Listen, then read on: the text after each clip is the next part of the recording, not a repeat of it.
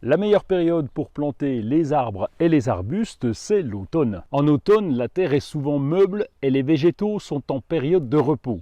Ils pourront préparer leurs racines pour le printemps.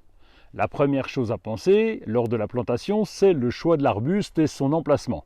L'idéal est de connaître la taille adulte de la plante, la nature du sol et l'exposition.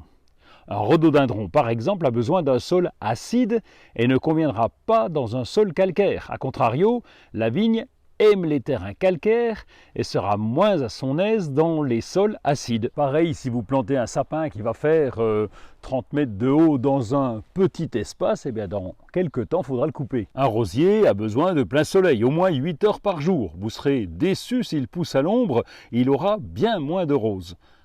Avant de choisir la plante, demandez de l'aide au vendeur ou renseignez-vous sur les exigences de l'arbuste choisi.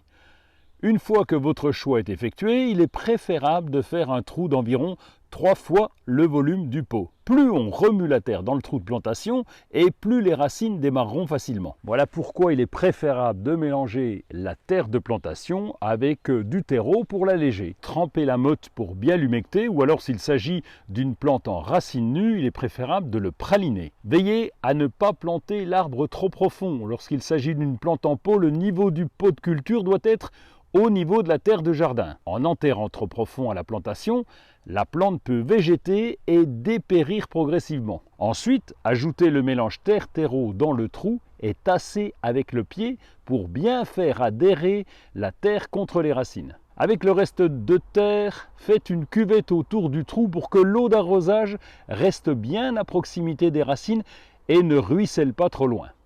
Pendant l'année qui suivra, il faudra bien arroser.